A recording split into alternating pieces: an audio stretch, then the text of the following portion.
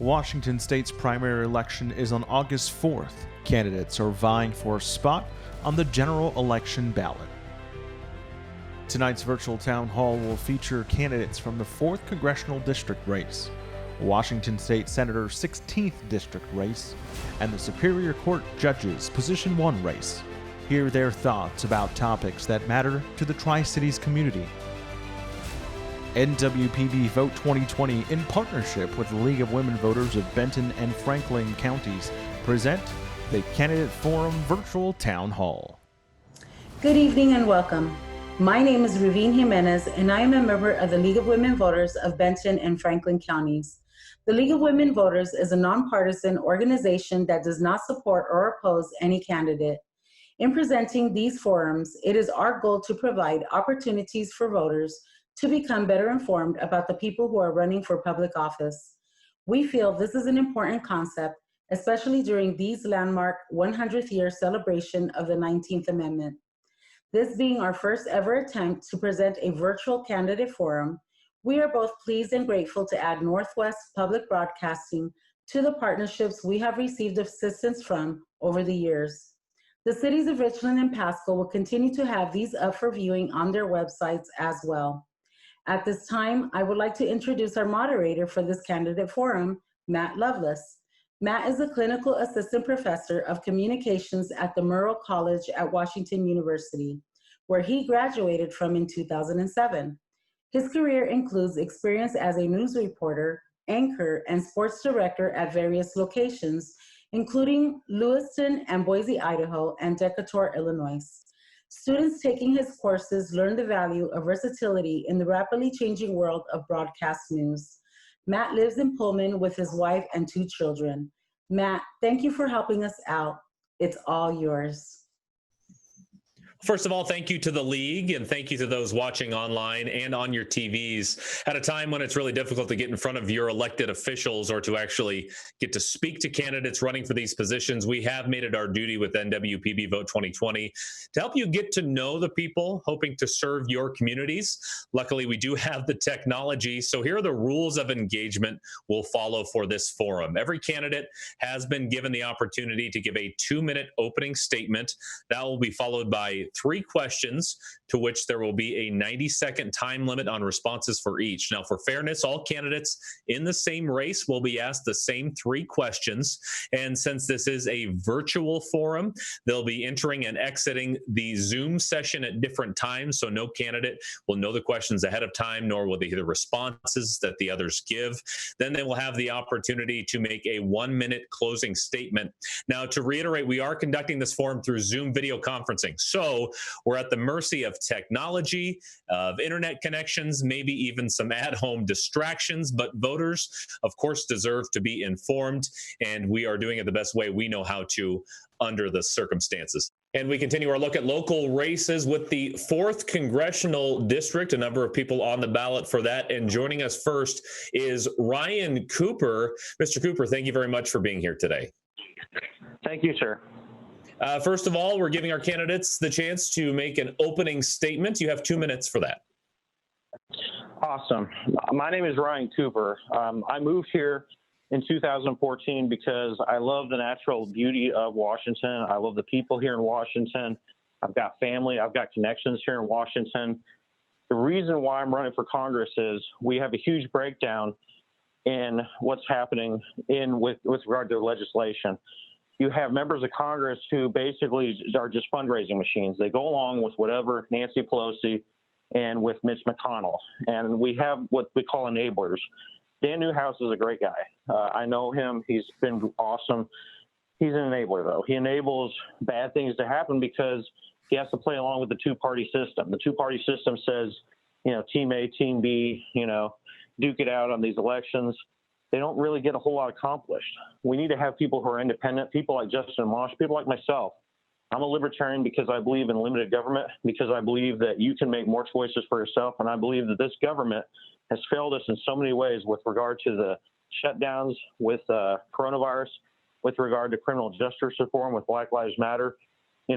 We give so much to the government, and what do we get in return? If this was a business, the government would have shut down years ago for incompetence, bad management, etc. let's do something different this year. Instead of voting red or blue, let's vote gold, vote Libertarian, vote for myself, Ryan Cooper, and for other great candidates like Anthony Welty for State Insurance Commissioner and Joe Jorgensen for President. Thank you. Well, question number one, Mr. Cooper, what actions, if any, will you support to create a pathway to citizenship for the undocumented, including DACA? Yes, that's a very good question. So we just had a Supreme Court ruling, and I might add that on this issue, Neil Gorsuch, one of my favorite justices, was 100% correct. I'm glad he's on the Supreme Court. With issues about undocumented workers, there's an easy solution. Canada's already been doing this. It's called the bond system. The businesses pay a bond for every worker that they bring in to work for a season, typically here in Washington for picking fruit, etc. And then when the season is over, if they don't return the person back to their home, they have to pay the fee. So we can do this without a huge rigmarole of government paperwork. With regard to children coming in, the documented, which was what DACA stands for. Look, I have a friend that's actually one of those DACA people. He's now an adult. He was brought here at 3 years old. He didn't have a choice. You know, he didn't say, no, I'm staying in Mexico. You know, his uncle brought him here illegally, but he was brought here. You can't just force him back. Some of these people have never even been in their own home country. I know another person locally who, for whatever reason, her mom visited family, and her mom's an American citizen, her dad's an American citizen, but she came early, and she was born in Mexico.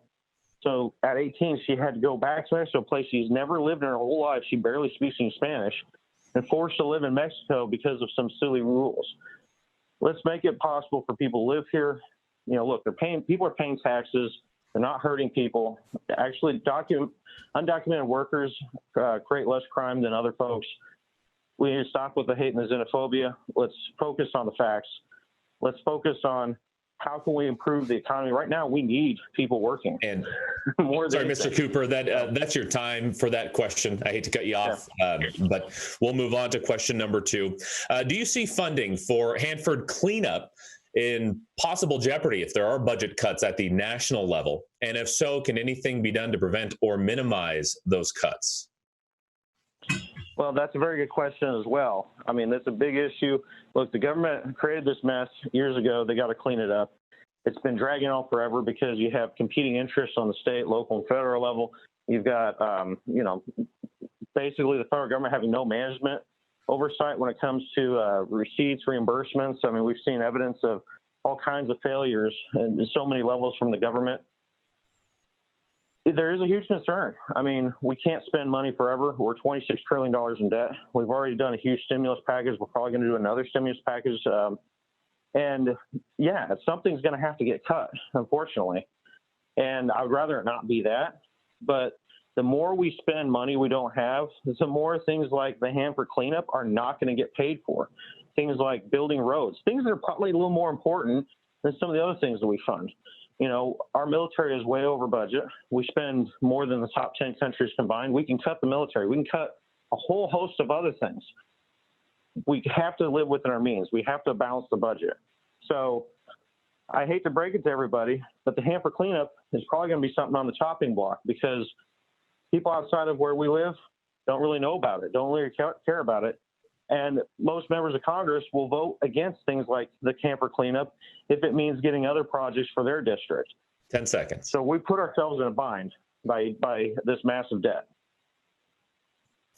Thank you very much, Mr. Cooper. And question number three, what will be among the greatest challenges to agriculture and the farmer in the years ahead, and how might that affect the consumer? Well, we're seeing it right now as the coronavirus. You have rampant inflation created by quantitative easing, where the government's just buying stocks, propping up the upper incomes in America. You have the government just shelling out money, throwing money around. That causes inflation. That causes things to go up in price.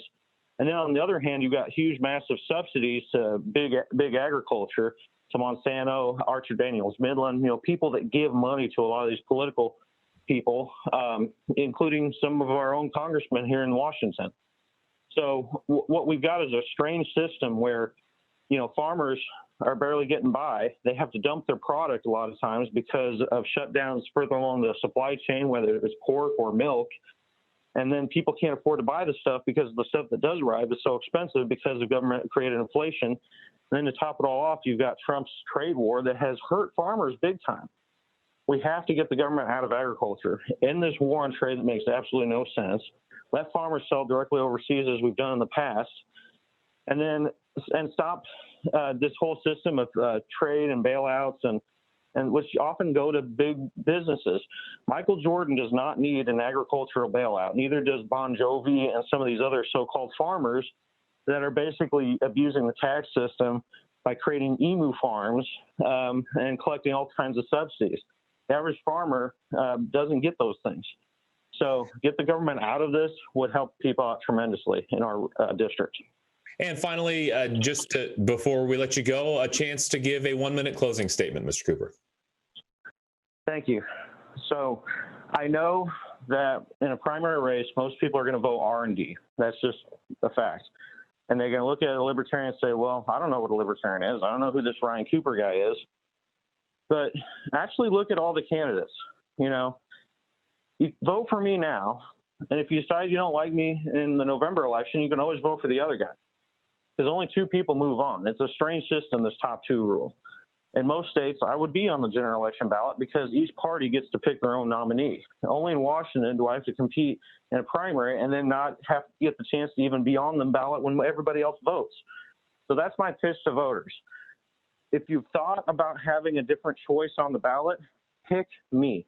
Pick somebody who's going to challenge Dan Newhouse on where he stands with regard to the size of the government. Because if you end up with a Democrat on the ballot, who's also a friend of mine, you're going to end up with people saying, well, I really don't like this guy, so I have to vote for that guy, and vice versa. Let's have a choice between 2 people that I like Dan Newhouse. It's nothing personal. I just think we could do better and have a debate on issues instead of personalities and Team A versus Team B. That's my pitch to you. I'm Ryan Cooper, Libertarian, running for a Congressional 4th District here in Washington. Thank you.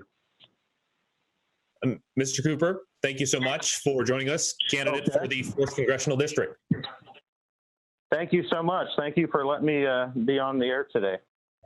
And continuing our look at the 4th Congressional District race, joined now by Tracy Justice Wright, who told me before we started just wants to be called Justice. Justice, I'll first give you an opportunity to make a 2-minute opening statement. Hi, I have decided to run to represent you because I am running as an anti-slavery candidate. And Dan Newhouse has ran a plantation and has pushed the immigration H-2A thing through, which has benefited him by 200 acres since he has represented us. What it has benefited us is dirtier water, not providing jobs to Washington state citizens. And so I decided to run for that reason because I was raised Free Methodist. I have 2 great-grandfathers who were pastors, and we were anti-slavery as we were raised up, and I went to push that platform throughout the whole U.S. Because I think that we need to have the jobs ourselves. They need to be living wage jobs, and our companies need to be focusing, if they're going to be U.S. companies, on making sure that we have living wages, clean jobs, and clean air, and time with our families. And that's one thing that's been excellent during this COVID time, is that we've had time with our families. And your first question in this forum, what actions, if any, will you support to create a pathway to citizenship for the undocumented, including DACA? Well, DACA, I believe, is already the law. I believe that we already have a pathway for citizenship, and people can become citizenship if they meet certain criteria. And I think that that's what we should continue with, and we should support what we have already made commitments to. But in the future, we need to focus right now, since we're during the COVID time, on making sure that our citizens are having living wages and are living okay. That's all I have to say.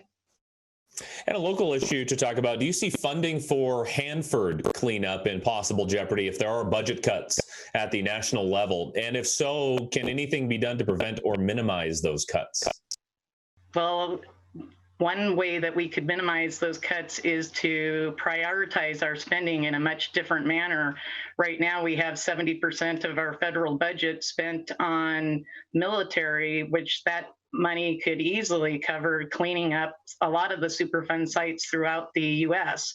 I, in fact, actually started my career measuring radiation levels. I wrote the programs that, or I should say, I maintain the programs that measure radiation levels at the Hanford nuclear site. And it is important that we have clean air and water, and that would be a priority that I would bring and push through the government. And question number 3, what will be the greatest challenges to agriculture and the farmer in the years ahead, and how might that affect the consumer? I think that we need to take this opportunity to step back and look at how we can go back to sustainable farming, and instead of these corporate farms that are so unproud of what they do that they have made laws that we can't see how they are mass farming our things and having animals treated cruelly, which passes through to our health. And so I think that we need to focus way more on healthy farming. And from my studies on that, it will take about an 18-year turnaround for us to do that. And the first step to that is to quit dumping chemicals and to go back to old ways of switching farms and agriculture back and forth, and going to get our nutrients back in our soil so that we do have sustainable farming. And that should take about 18 years. And it's going to take quite a commitment by our people to do that. But I think it is best for our families to have healthy food and water and air and time together. And before we let you go, I want to give you the chance to give us a 1-minute closing statement. Well, my statement that I am the most concerned about lately is that we've been talking about is the Black Lives Matter and what we should do with our police problem. And I'm over here in Grand Coulee, and we have 18 officers that work here, and we have very little crime. I think that those resources could be used way better for an education system that we have here, because we have a 3 out of 10 education system where we have a police force that is asking for $65,000 for night vision goggles to hunt, I guess, our dogs that our get out or our once in a while drunk driver that we have here. I think that our problem is that we need to prioritize our spending, and that we need to focus on every interest is a special interest, not just big business and big corporations and big government. We need to reduce the size of government and focus locally. All right. Well, Justice, thank you very much for joining us here today. I know it's unconventional, but we appreciate it. Thank you very much. Thank you for your time. In our continuing look at the race for the 4th Congressional District, we speak now with Doug McKinley. Mr. McKinley, thank you very much. Thank you for having me. It's a pleasure to be here. First of all, do you have an opening statement? I do. I'm running for Congress because I believe the federal government needs to help regular people live a better life. And Dan Newhouse has fought every step of the way to make sure that that does not happen. 40 years of the same trickle-down, anti-worker, pro-corporate policies that Dan Newhouse has spent his entire public life fighting for have made everyone's life harder, except for a tiny cohort of multimillionaires. We need to change that. I have 4 sons who are all in their 20s. You and I both know that unless things change, my kids and yours will not have nearly the advantages and opportunities that we did growing up in this country. My goal is to make sure that every single kid in Eastern Washington has all the advantages and opportunities that I had growing up. And I know we can do it. The truth is we don't have to change very much to make America work again for regular working people. If we just get a few things right, we can turn America's problems around for everyone. We need wages to go up. We need American workers to get a bigger piece of the economic pie that they create. We need rents to come down. We need to build more affordable housing that doesn't price young people out of the market. We need a basic level of health care for every American that is affordable and that isn't tied to a job. Getting laid off shouldn't cost you your health care. We need to make college affordable. We need to stop saddling our young people with astronomical student loans just to get an education. We need to transition to clean energy, and we need to do it quickly. I believe that we can do all these things, and that when we do, people's lives will be much, much better. I believe in the United States. I believe that with everyone pitching in and doing their part, we're going to beat this coronavirus thing. But it isn't good enough to just go back to the way things were. We need to do much, much better. We need an economy that delivers a broad-based prosperity to everyone. We owe it to ourselves to have a country where a regular person is able to feed their family, own their house, pay their bills, give their kids a quality education, and have enough left over to go on vacation every now and again, and be secure in their old age. This campaign is about building that America. That is the promise we make to future generations, the promise that they will do better than their parents. And question number one for you, what actions, if any, will you support to create a pathway to citizenship for the undocumented, including DACA? Well, I'm in favor of DACA. I think DACA is only a first step.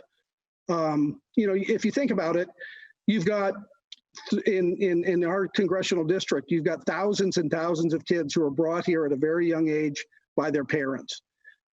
They're 17, 18, 19 years old. And the DACA program allows them to stay, but it doesn't allow their parents to stay. At any time their parents can be deported. And, as the father of, young kids who are in their 20s, I just think, what would happen to my own kids if I were deported back to Scotland in the middle of their education? It would be a catastrophe for our family.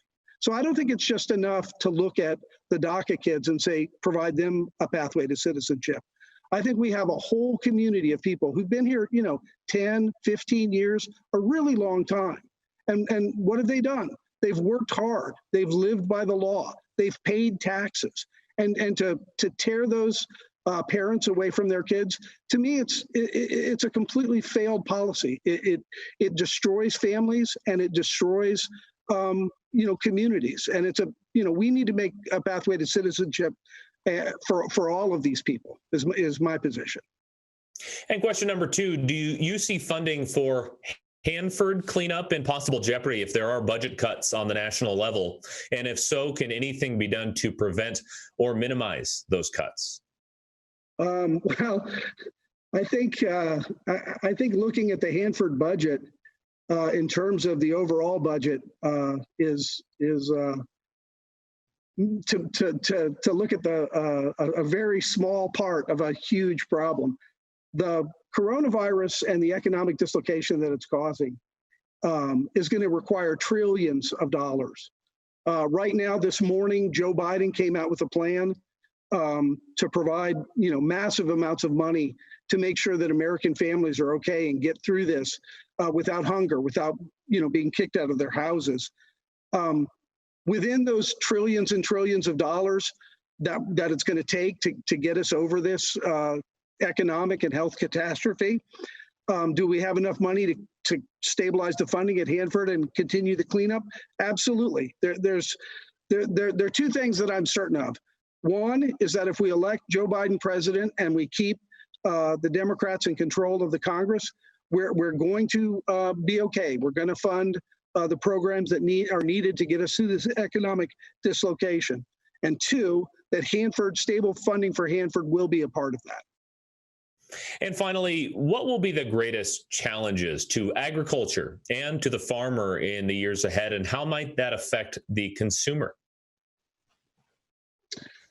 The greatest challenges to the farmer in the years ahead, I think, are going to be built around getting these things right, getting our immigration policy right, making sure that on the one hand, we have a stable, skilled workforce. You talk to any farmer that I know, and they'll tell you that we vastly undervalue the skills of the people who are working in their fields many of whom are undocumented.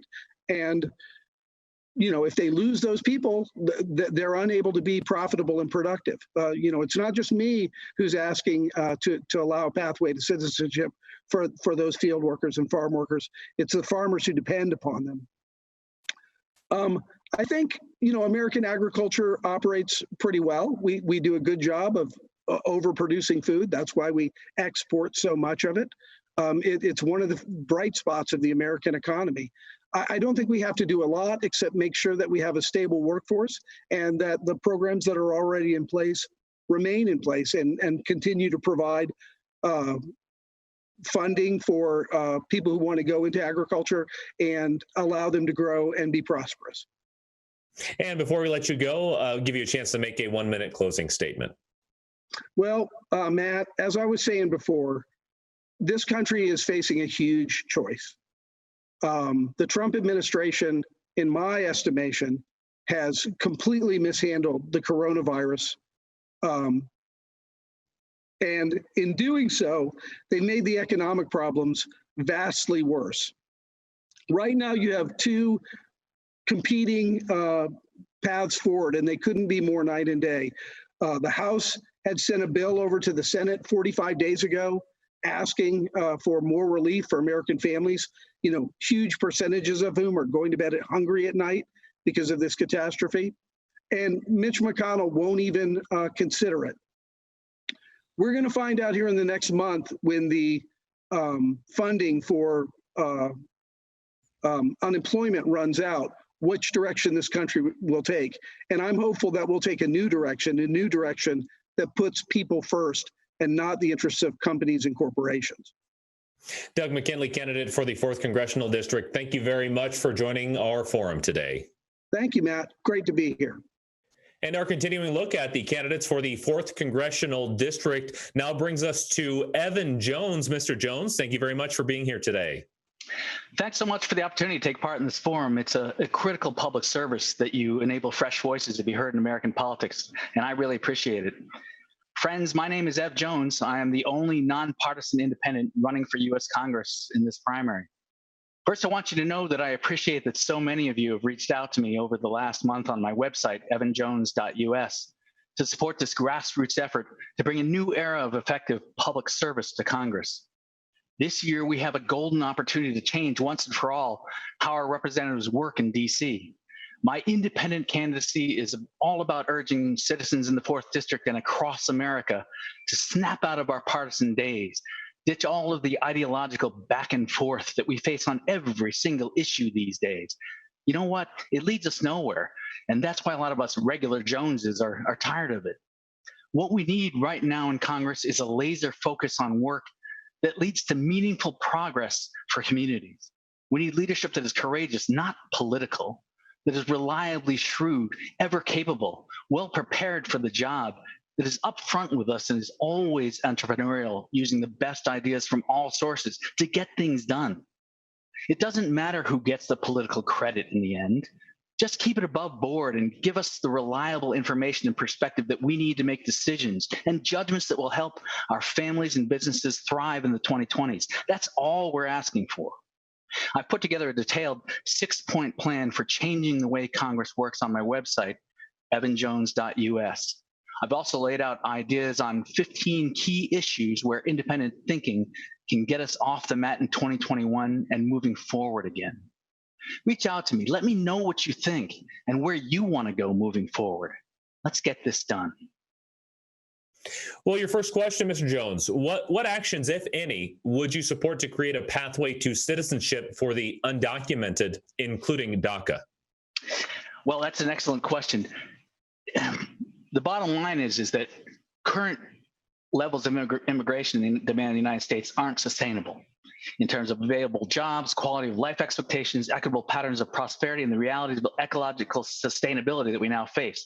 But we have to come with that to terms with that first. And it's not going to be an easy pill for any of us to swallow. But you're right. We have to start by coming to terms with permanently formalizing the recognition of all the hidden citizens caught up in the failed immigration system of the last 30 years. They've become productive and contributing citizens in everything but the paperwork. So we have to get it done. Then we have to work smarter on border security in the 2020s as well. We have to assess whether the 9/11 era immigration enforcement mission of DHS is still effective today, and upgrade border infrastructure and strategy accordingly. We have to deploy innovative approaches to future unauthorized crossings as they occur at our borders, such as doing more to prevent unauthorized entries when possible at the source, deploying cutting-edge technologies and realistic physical barriers that can both decrease pressure on the border zones and prevent needless suffering of unauthorized residents or asylum seekers. Look, we need to explore the drivers injustice and poverty in the Western Hemisphere as well that is causing the increased pressure at our border, and pivot our diplomatic attention back to our neighbors again in the Americas who have been neglected for too long. If we can do this, we can remain the last best hope on earth. And question number 2, do you see funding for Hanford cleanup in possible jeopardy if there are budget cuts at the national level? And if so, could anything be done to prevent or minimize those cuts? I absolutely don't see that. It's a commitment that has been made by the federal government. It's also a model for how the private sector and the government can work together on not only mitigating environmental risk and problems, but also on regulating the on how we go about achieving prosperity, and at the same time, again, minimizing risk on the environment. So I don't see Hanford in jeopardy. In fact, I see Hanford being continuing to be a model for how we upgrade our infrastructure and our response to the challenges of environmental performance in the 2020s. And question number 3, what will be the greatest challenges to agriculture and the farmer in the years ahead, and how might that affect the consumer? Well, just like a lot of our, the first thing I want to say is that we have made trillions of dollars in investments in shared agricultural assets over the last 200 years. I mean, literally since the beginning of the 18th century. The first thing we have to do is to make sure that we are maintaining the federal government's responsibility to those shared assets. Things like sustainable irrigation, things like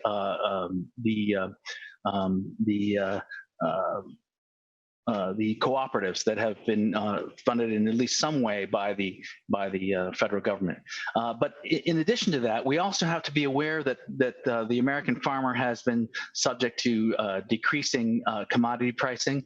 There's been a explosion in the last 15 years of farm bankruptcies.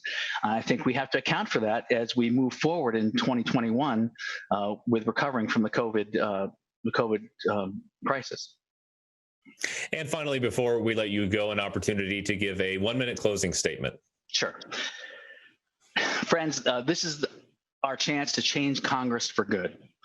Let's set a new tone for how Americans work together for progress, to help our families and neighbors have access to solid opportunity and to thrive. Let's work to reclaim the Constitution's promise of dedicated service by our representatives. Let's prevent the influence peddlers, the political celebrities, the media talking heads, or any negative political force from altering our focus. Let's now make open-mindedness and open communications the hallmark of service in Congress. And finally, let's tame the corrupting influences of party bosses and dark money. We're not alone. There are patriots in both parties and in the vast silent throngs of American independents who seek reform and recalibration in the nasty tone of politics. My friends, it's time that we brought an end to playing the partisan game and move forward with the business of democracy. Read my detailed plan for how we do it at evanjones.us. Thanks. Mr. Jones, thank you very much for joining us today, candidate for the 4th Congressional District. We appreciate it. I appreciate the opportunity. Thanks. And taking a look at another candidate in the 4th Congressional District race, we're now joined by Serena Sloot. Ms. Sloot, thank you very much for being here. Thank you so much for having me. First of all, we like to get to know our candidates a little bit. If you have a 2-minute opening statement. Sure. So I'm Serena. I've lived in Washington State my entire life. I've been taking care of people within different factions for almost 20 years. I've been a nurse practitioner for the past 8 years, and prior to that, I was a nurse. I've been every kind of nurse and really involved in healthcare leadership as a nurse practitioner for the past few years. I decided to go into private practice and open a small business of my own last summer, and had been working with some of our local sporting groups and members of the community, just doing some outreach in addition to my private practice when COVID hit. And when COVID hit, it kind of changed a lot of the direction of the things that I wanted to do from a leadership perspective for our community and our districts here. And as COVID became more involved and I was reaching out to different groups of people, I started to get more and more suggestion that I should take some of my thought processes and my solutions to a kind of a more political or congressional standpoint. And so the suggestion was made that I would make a good advocate and a good representative for us in our congressional district. And so I decided to run, and here I am today, hoping that I can share with you some of my thoughts and my beliefs, and you can decide if we align and if I would be a good advocate and representative for you. And the first question we have for you has to do with DACA. What actions, if any, would you support to create a pathway to citizenship for the undocumented, including DACA? Well, for DACA, I think that there's two separate issues at play. Number one is that these people have been here. They've been productive members of our society. They deserve our support and a clear pathway and a roll to citizenship. That being said, for the millions of our current citizens that don't get the same kind of financial support with college, support with payment aspects, I think that we need to make sure we're treating all of our education options equally.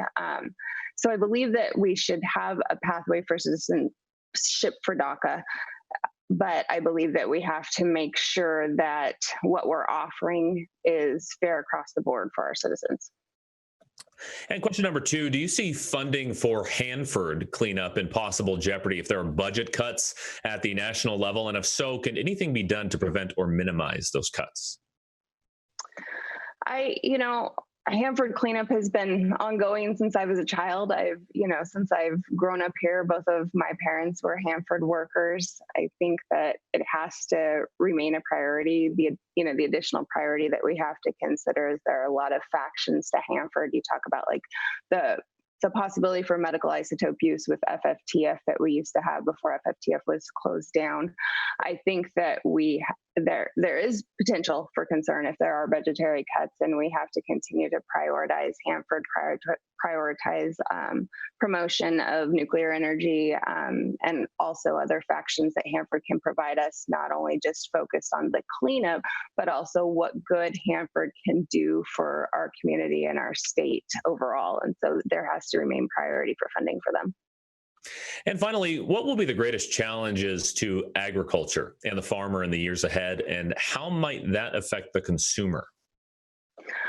I think agriculture is struggling in the midst of this pandemic. We go through what our potato farmers are experiencing with supply and demand, what our wheat farmers are experiencing, what our crop growers are experiencing, and how do we make sure that, all of our agriculture has equal access to programs that support funding and support mitigating, keeping costs down for our growers, keeping, the ability of our food chains and our supply in check, because this isn't the first we're going to see in regards to pandemics and in regards to, potentially needing to isolate and potentially seeing that continued downfall as far as what our growers can get for our crops. I think we need to really focus on fair values for crops. We need to focus on legislation that promotes and maintains the farmer's ability to keep their crops going, even when harvest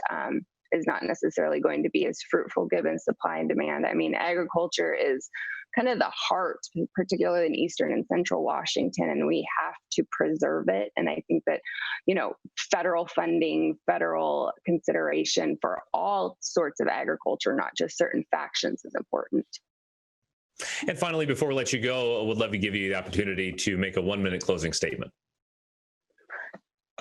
Excellent. So, I am by no means a politician. My job has always been to take care of people, and how I choose to take care of my patients is sometimes even a little bit different than traditional means, in that I want people to have all the information. I don't need to tell you what's right. I don't need to tell you what to believe. I need to make sure that you have all of the information, all of the facts, so you can make an informed decision for yourself and your family. And my job is to make sure that we get that to you. My job is not to, dictate or tell you what to do. My job is purely to advocate for you, for your rights and your beliefs, and to make sure that you have all of the information in order to make those decisions for yourself and your family. Serena Sloot, candidate for U.S. Representative in Washington's 4th Congressional District, thank you very much for joining us on this virtual forum. Thank you so much. Speaking to another candidate in the 4th Congressional District race is incumbent U.S. Representative Dan Newhouse. Mr. Newhouse, thank you very much for being here. Thank you, Matt. It's a pleasure to be with you. First of all, we'd like to hear your 2-minute opening statement. Okay. Well, first of all, let me say thank you to the League of Women Voters for putting this forum together, even in the virtual world that we find ourselves. Appreciate their steadfastness in making sure the voters are educated and the candidates are given the opportunity to speak to people.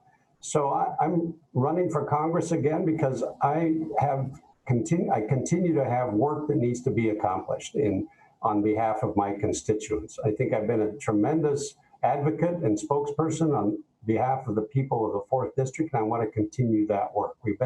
I've been very engaged on many of the important issues to Central Washington, to the state of Washington, and also to the nation. And I think it's very important that we continue to have a strong advocate on behalf of the people that I represent. What are some of those issues? Certainly what comes to mind is the Hanford cleanup. I want to continue to make sure that the federal government maintains and follows through on its legal and moral commitment to clean up the environmental waste at Hanford. I also want to continue to work as strong as I can on behalf of our largest industry in Central Washington, that being agriculture. Being a farmer myself, I understand the challenges and the unique nuances of the agricultural industry, and I think I can continue to be a strong spokesman for that industry. And then on top of that, all of the challenges that we have seen over the last few months as related to the COVID-19 pandemic, I want to continue to work very hard to make sure that my constituents, my state, and certainly the country can move forward in as healthy a way as possible. We can reopen our economy, get our economic engines running again, and continue to be a successful nation. So I thank the League very much for this opportunity and look forward to the questions that they have prepared for me. Well, the first question of those, what actions, if any, would you support to create a pathway to citizenship for the undocumented, including DACA? So I've been at the forefront of this issue since I was elected. Many people may not know this, but the 4th District in Central Washington has the highest number of DACA recipients in the entire state.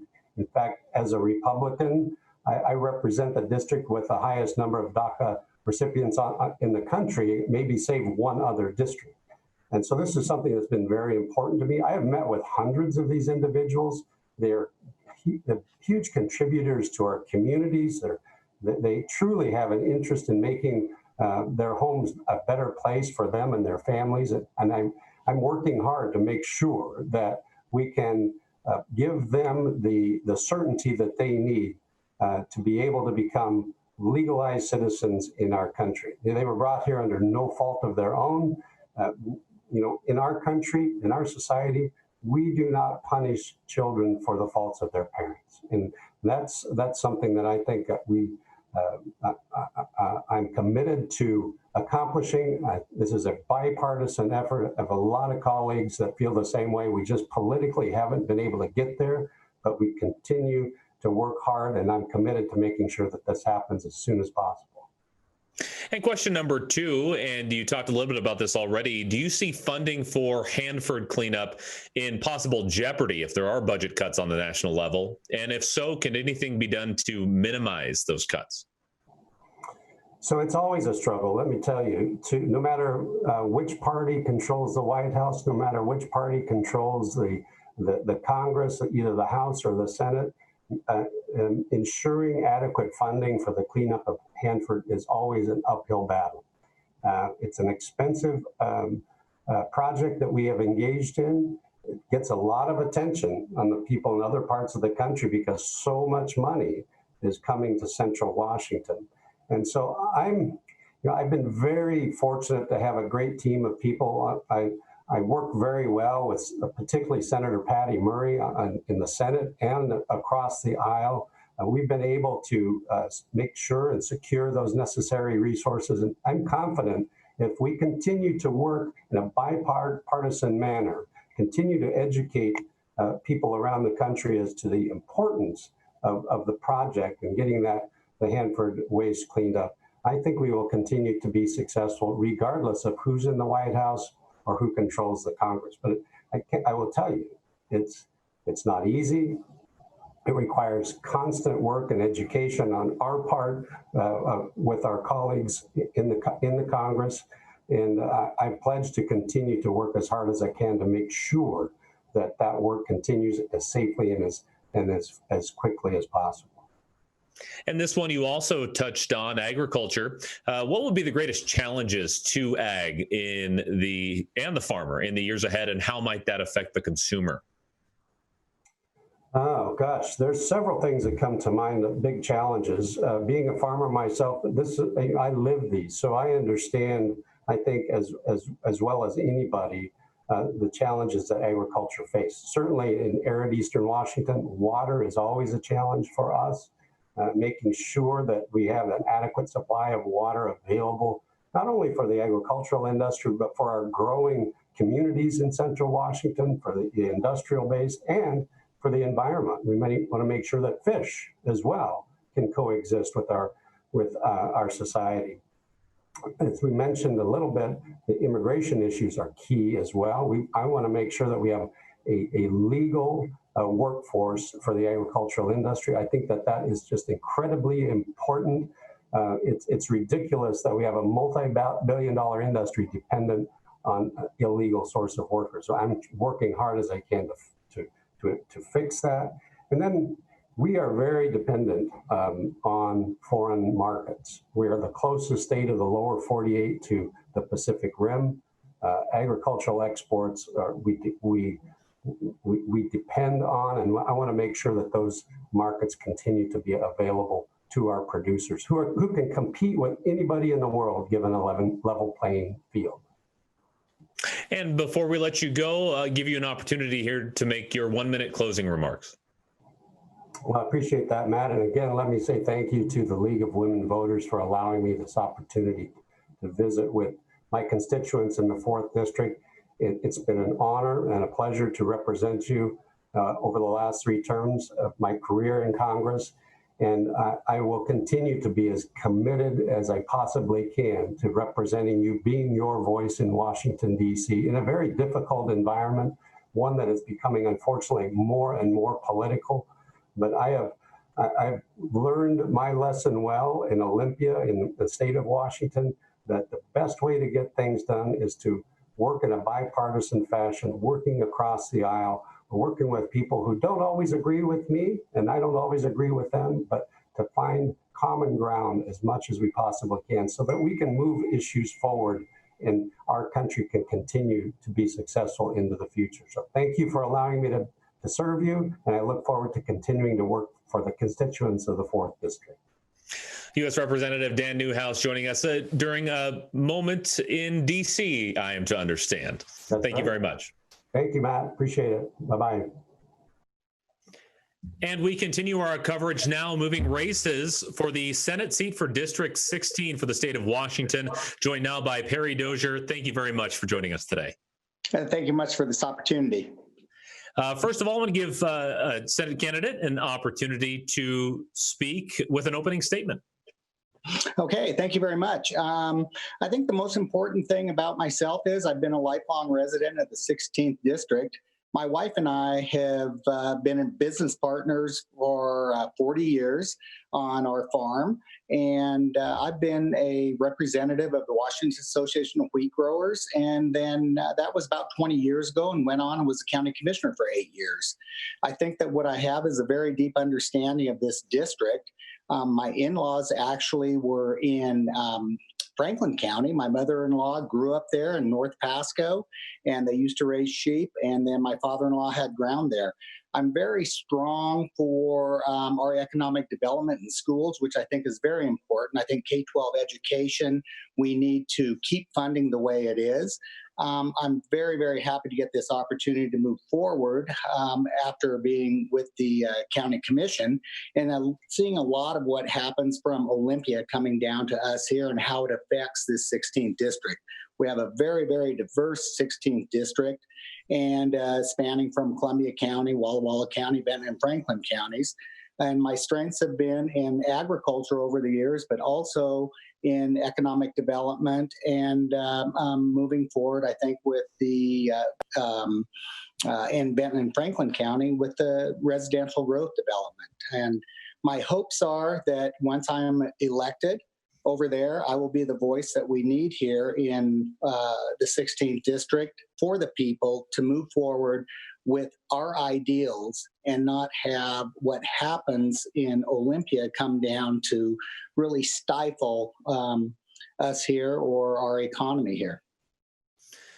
Thank you. And the first question I have for you, 2020 obviously has presented some pretty big issues when it comes to state budgets. What mix of actions do you believe need to be taken to close the budget gap for the next biennium? Well, I think probably right off at the very beginning, which I am not a part of the state legislature, but I think once we got into shutting down the economy, I really think that there should have been some tax relief for our small businesses. These small businesses obviously have had to deal with a cash outflow, which has really strapped them. So we're moving through this period, and I think as we move into the new biennium budget, it's going to be very important that we remember that we cannot do unburdensome taxes on these businesses. It's the economy that's going to drive us moving forward. Getting people back to work is going to really be the driver for us in receiving those taxes that we have received before to supply those essential needs of us here in the state. And that probably is going to be the biggest focus that we have moving forward. And question number two, state colleges and universities took a pretty big financial hit after the 2008 recession, and the economic impact of the pandemic could maybe even have a greater effect. How important do you think it is for our state students to have access to affordable post-secondary education, and where might that money come from? You know, I think that's a really good point. Both of my sons just graduated recently from Washington State University.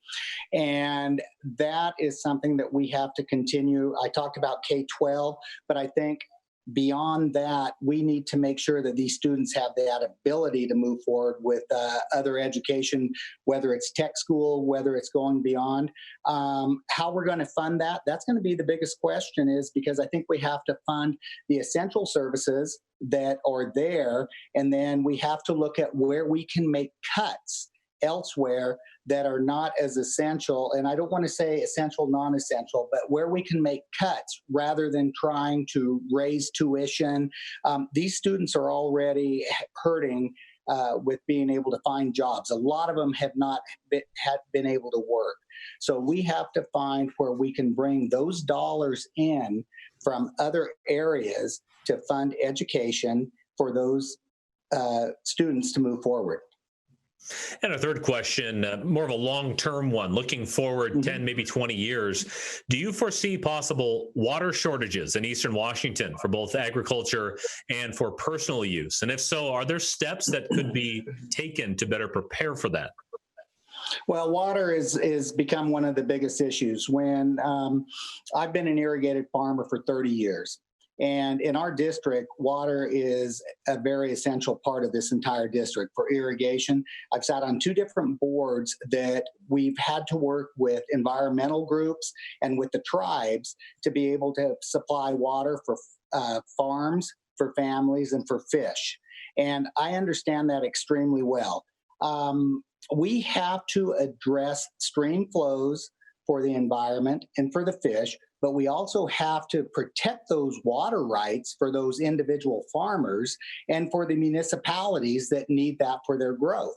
And I have a long background in doing that when I worked with the city of Pasco and Franklin County when Pasco was exploding in growth going north, and we had farm ground that was converted into basically housing.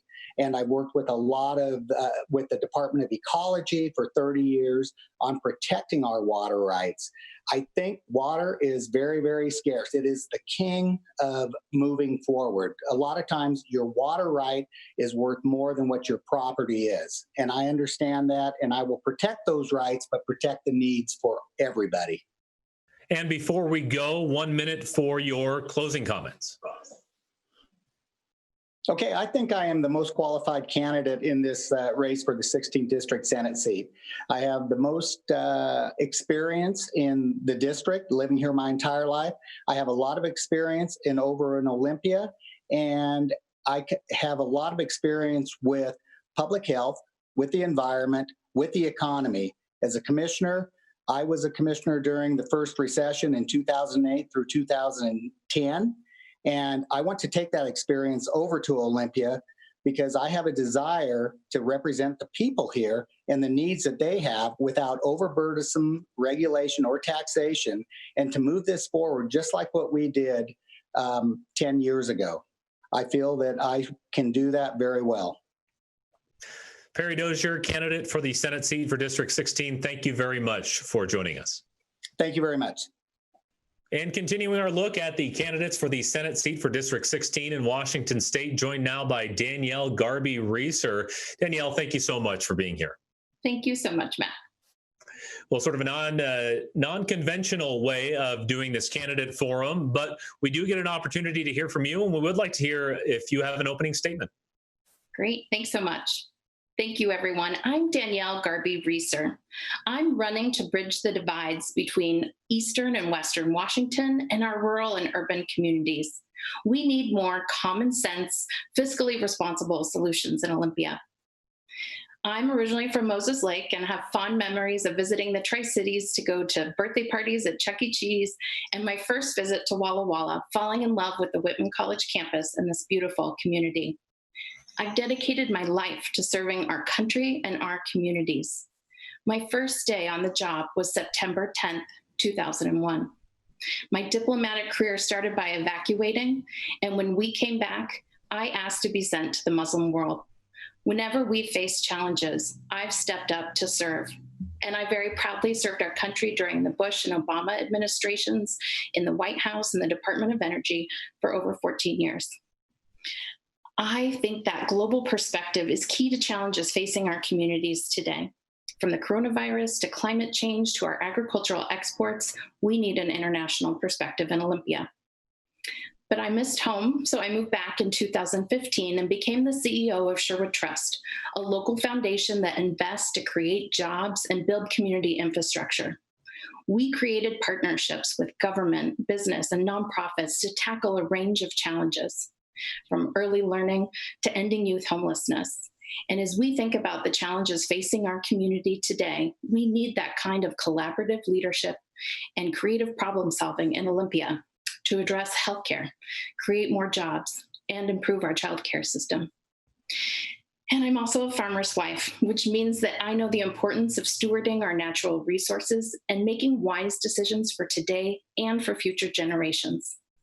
I'm not a career politician. I'm a public servant, and I'd be honored to serve you.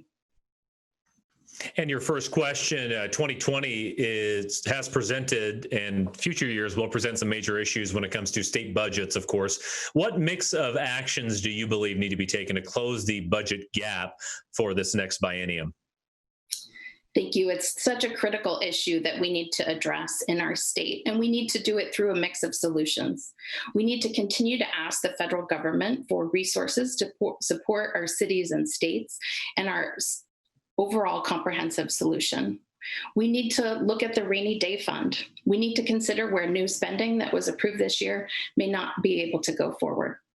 If we need to look at progressive revenue measures, we need to do those last. I'm not in favor of an income tax, but I am in favor of thinking through solutions that will look at the problem today, make smart budget decisions, and not defer or cut things so much that we're just creating more problems in the future. I think our comprehensive solution needs to bring our stakeholders to the table and look at ways that we can stimulate our economy with smart cuts and smart investments. And question number 2, state colleges and universities took a big financial hit after the 2008 recession.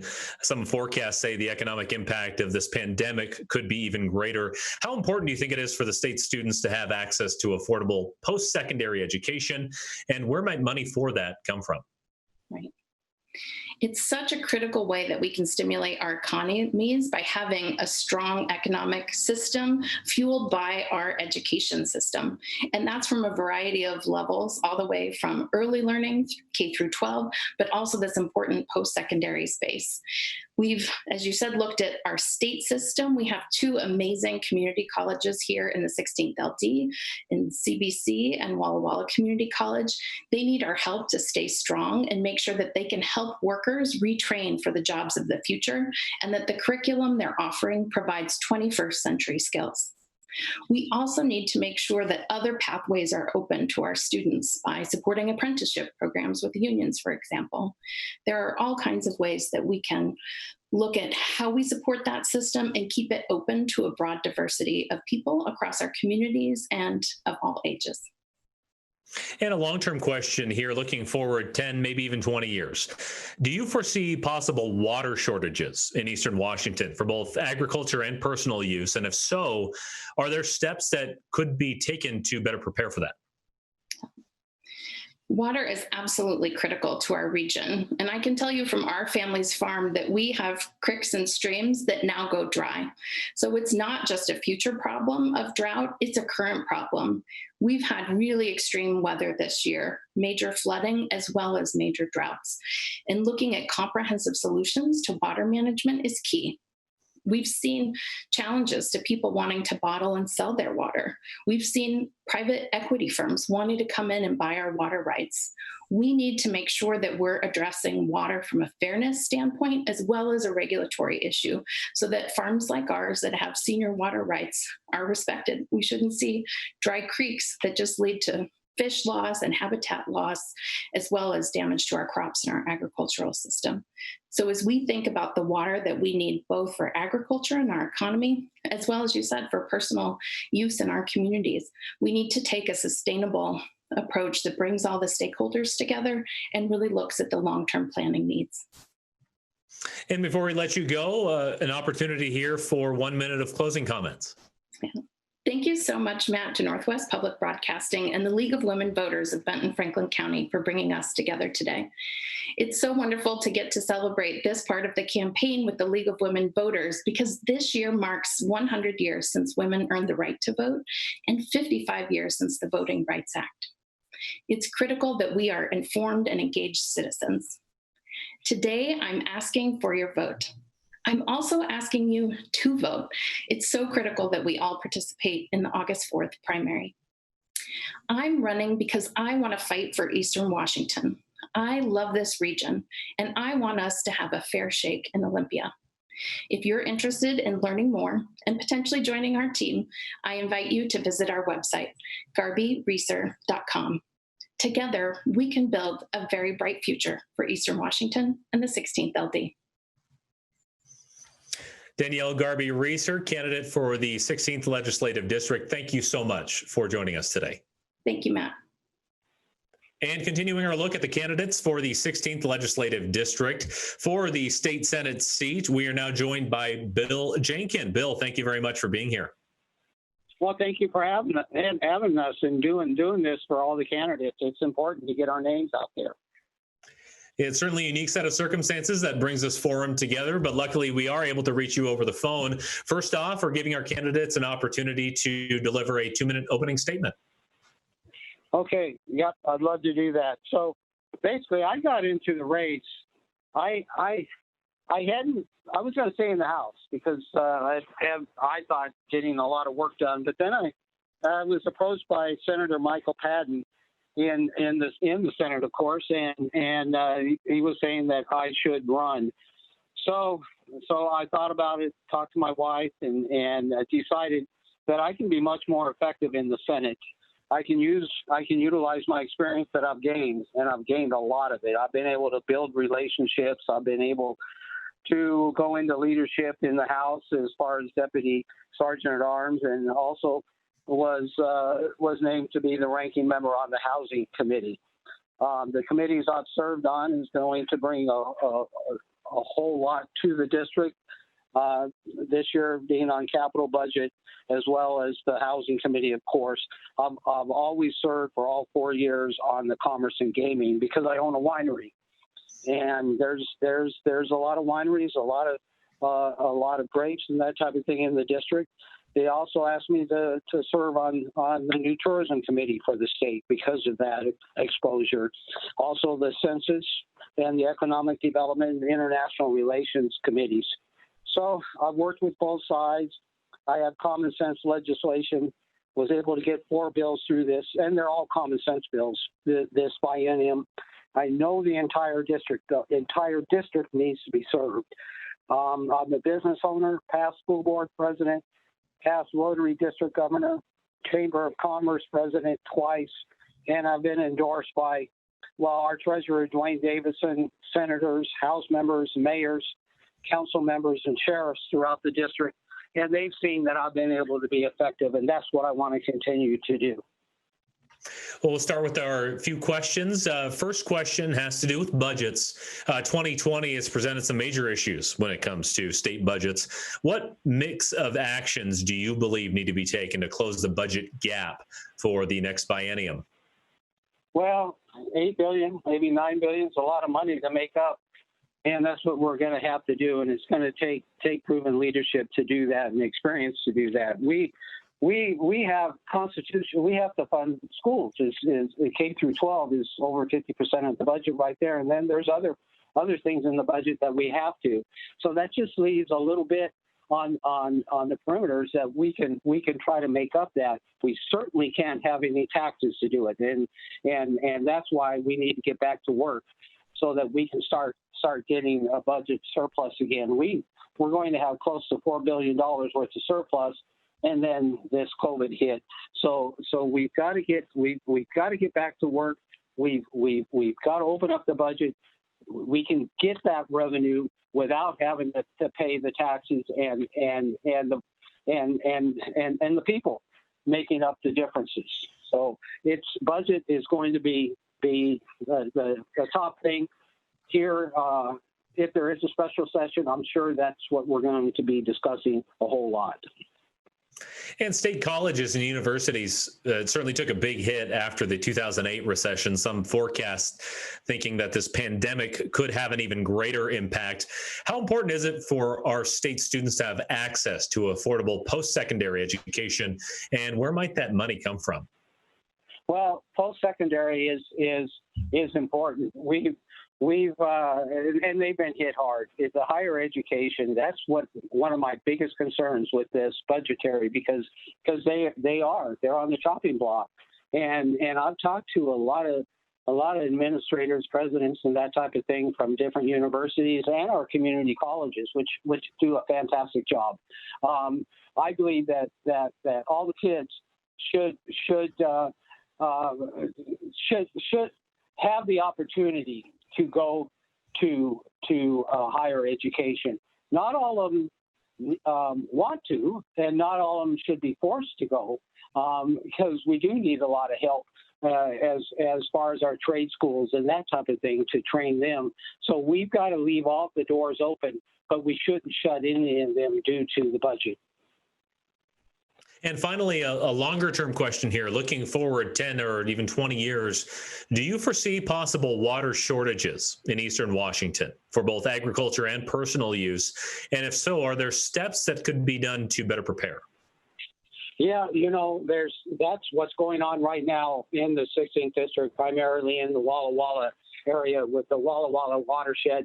Department of Ecology has come in and they're doing a different plan, and it's going to be a lot like the Yakima Valley plan was or is.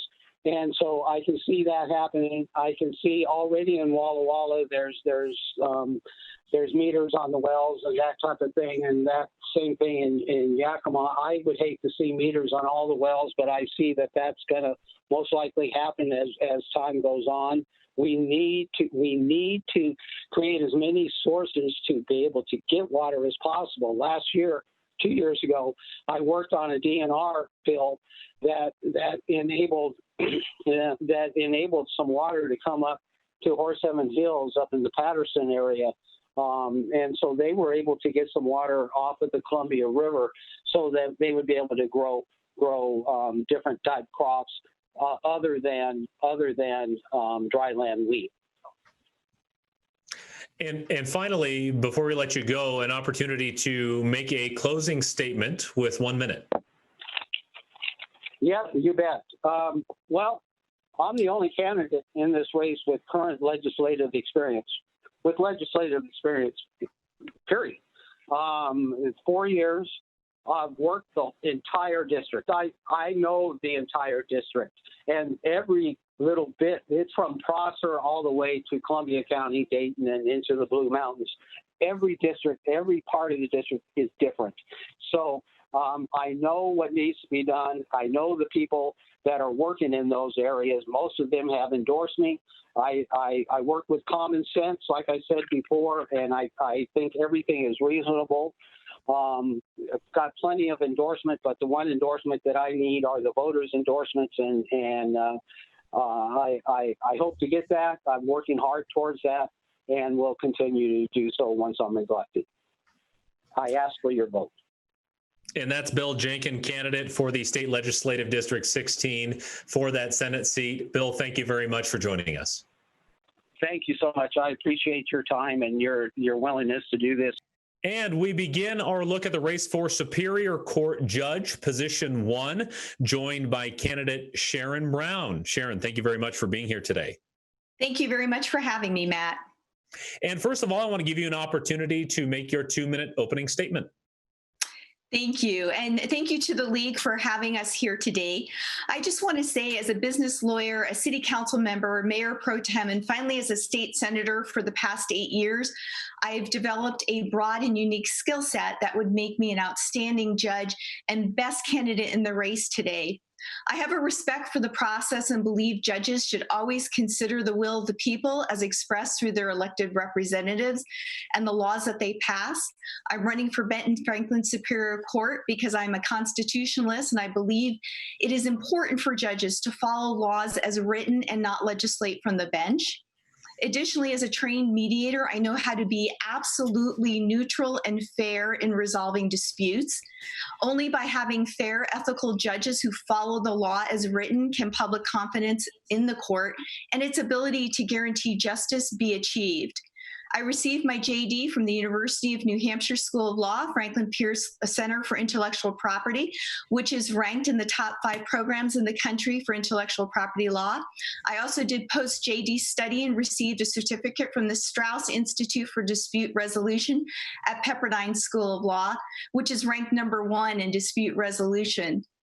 Finally, a judge's decisions reach far beyond the courtroom, and people deserve a judge with real-world experience who understands their challengers. And I believe that I can deliver what the people are looking for and what the people deserve. And for your first question, it's sort of a multi-parter. Do you support the need for things like veterans courts, drug courts, and family courts? And have you ever witnessed or read reports on the effectiveness of these courts? And if so, what would you want the public to know about them? Yes, as a legislator, I have been very involved with the formation of these courts. And in Benton County, we actually have Veterans Court, and we have drug court, and we have a mental health court. We don't unfortunately have that yet in Franklin County, and it would be wonderful if we had the resources to do that. I believe that these courts are really important to reducing recidivism. However, that's not to be said that laws should not be followed and people should not be held accountable. And question number 2, is justice better served when there are mandatory sentences for some crimes, or when judges have a little more discretion in their sentencing? And please explain your position there. Thank you. I really believe that having mandatory sentences is a good way to effectuate a level playing field across the state. However, that having been said, I think it's really important for judges to be able to have latitude to perhaps go outside those ranges should they deem it be necessary. It's really a balancing act, and I think it depends on the case, the circumstance, and the totality of the situation and circumstances. And question number 3, how would you rate the treatment and experience of the poor in our local judicial system, especially in the courts? Access to justice is another topic that I have been incredibly involved with as a legislator, and I think it is very important that all people have access to justice under the law. We certainly have that in our criminal system. It would be nice to have that in family court and also in general contract disputes, business disputes, and things like that. And I believe that there are a lot of entities out there who have sought to meet that need, and certainly from a legislative perspective, we had funded those entities, but again, there is definitely room to grow to provide additional resources in those areas. And before you go, would like to get your 1-minute closing statement. Thank you.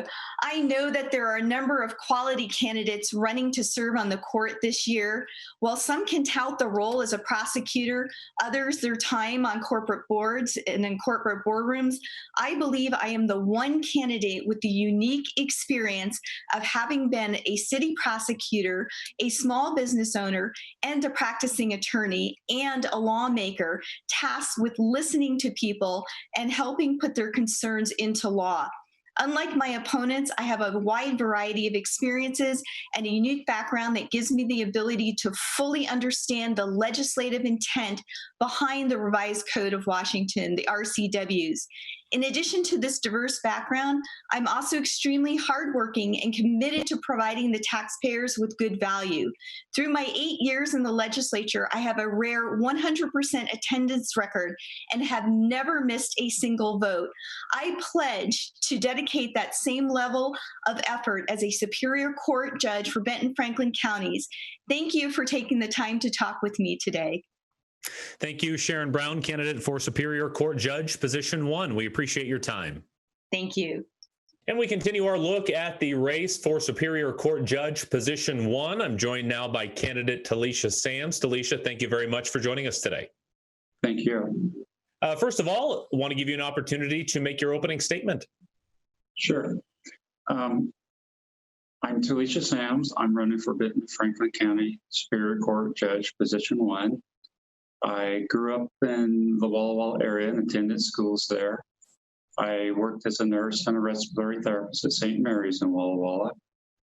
After leaving my job in the healthcare, I went to WSU here in the Tri-Cities and received my bachelor's degree. I attended law school at Gonzaga University in Spokane. After completing my law degree, I opened up my own practice. I've practiced primarily in family law, bankruptcy, consumer law, wills and estate, and kind of a general practice.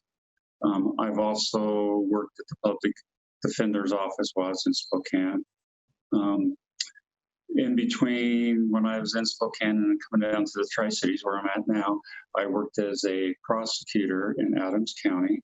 I prosecuted misdemeanors, gross misdemeanors, felony cases, and defended our convictions in the Court of Appeals. I am currently working at Adult Protective Services, where I prosecute individuals that have been accused of abusing vulnerable adults.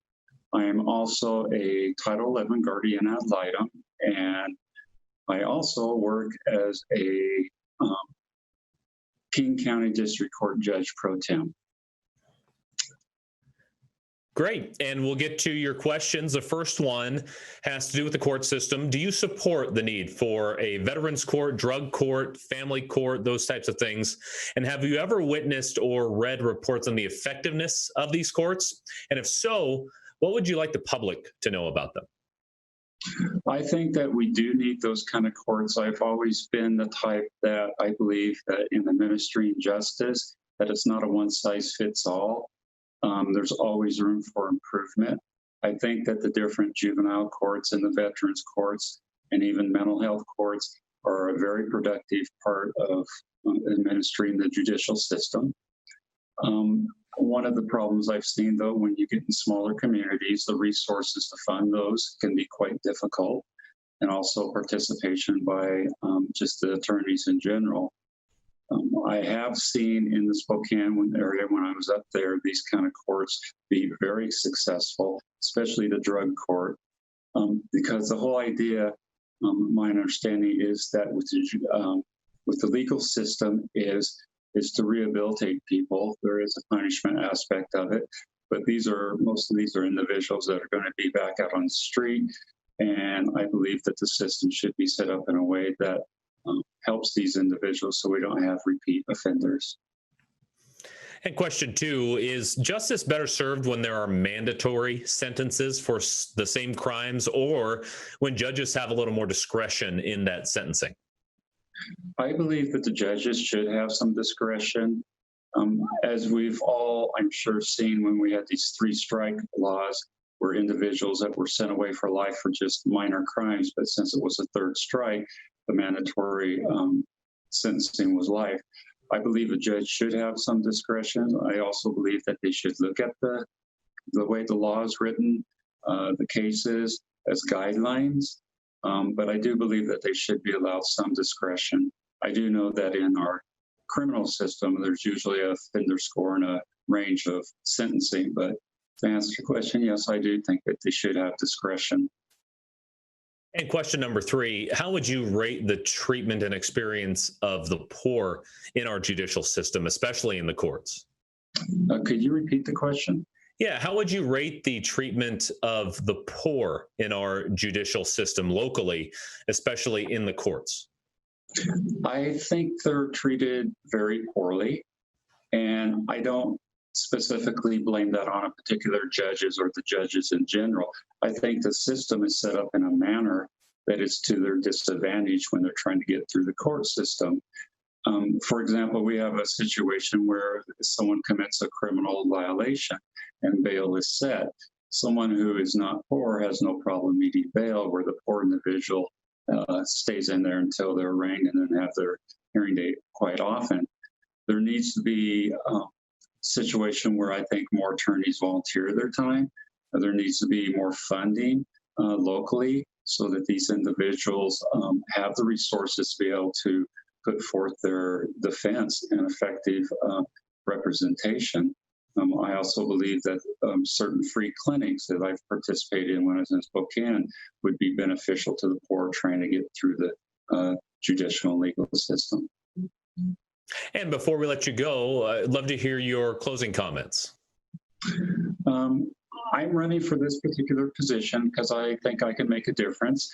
I've looked at all my experience where I've practiced in administrative law, criminal law, civil law, and also as a decision maker in King County District Court. I believe that I'm more qualified than my opponents in this aspect. And I've practiced well over 20 years, and I think all that experience and my experience prior to becoming an attorney in my first career or even in the military service would be a great asset to my community. Talisha Sams, candidate for Superior Court Judge, Position 1. We really appreciate your time, and thank you for joining us virtually here on this forum. Thank you. Continuing our look at the Superior Court Judge candidates for position 1, Shelley Ajax joins us now. Shelley, thank you very much for being here today. Thank you for inviting me. And first, we want to give you a chance to make a 2-minute opening statement. Certainly. I am running for Benton, Franklin Superior Court Judge position 1. I have a total of 30 years combined legal experience in both civil and criminal experience in this area here in Benton, Franklin County. I have watched all of my adult life, the Superior Court, the inner works, and how our businesses here are running. My platform is to bridge the distension in everything between Benton and Franklin counties and get the juvenile justice facility fixed. It either needs to be updated or it needs to be completely revamped and rebuilt. It has been a hot topic for some time, but the Justice Building is falling apart. It's never been renovated, and it's quite simply become a safety problem for the children. And I think that when we look at our future, we look at our children first, and we need to start with the juvenile justice facility. Things break there daily and don't get repaired. And there are no attorney-client confidentiality rooms with which the attorneys can speak to their clients in safe distance, knowing that nobody else is hearing. As a result, it's created legal problems and complications. And I believe that we need to really take a look at that area and see what we can do better for our community. Thank you. And question number 1 has to do with specialty courts. Do you support the need for veterans courts, drug courts, family courts? And have you witnessed or read reports on the effectiveness of these? And if so, what do you want the public to know about them? I would say that I am most definitely in support of mental health courts, the veterans courts, drug courts. All of those are really in a very specific area that are targeted to actually help rehabilitate some of the members who go through the criminal justice system. And if we can find ways to do that work and are effective, I am very supportive of that. I believe that jail doesn't always solve the problems. And if an individual truly does want treatment, it's appropriate that we put them in the appropriate place. For some, jail or prison is the only route to go. But those who truly need help, who have fallen into the depths of the cracks and can't receive help otherwise because they're poor or they're homeless or mentally ill, drug addicted, those people are the people that are most deserving of our attention in our community to try to rehabilitate them and lower our recidivism rate. That should be the goal of our justice system. It shouldn't always be to punish. And while there's a healthy balance occurring right now, in prior decades, we've seen the pendulum swing back and forth between rehabilitation and punishment. And I think the mixture that we have today is a rather fair mixture of both. And the next question has to do with sentencing. Do you think justice is better served when there are mandatory sentences for the same crimes, or when judges have a little more discretion in sentencing? I think some judicial discretion still exists. There are sentencing guidelines for everybody to try to ensure that the sentences are fair for all of the individuals across the state. They were seeing some disparity in those sentencing, and that's why the Sentencing Guidelines Commission came about to repair that. The judge still does have the ability to take a sentence above the standard range or below the standard range. And generally speaking, I think that those are important functions for a judge to be able to have. In certain crimes, such as victimless crimes or drug crimes, things where there are no contact order violations, but the individual was invited by the person to violate, those are all really important mitigating circumstances. And there are also always exceptional reasons, like immediate recidivism after somebody gets out of prison and they are caught with another crime. And generally speaking, I think the attorneys and the prosecutors both work together to take a look at those situations and bring them to light to the judge so that the judge can make a decision. So I think some discretion is really very necessary. And finally, how would you rate the treatment of the poor in our local judicial system, especially in the courts? I would say that it's very poor. we have a situation where we take individuals who are homeless and they can't be in certain areas or parks or things to sleep at night. They have nowhere to go. Oftentimes our mission is full and they can't get a bed, especially in the winter.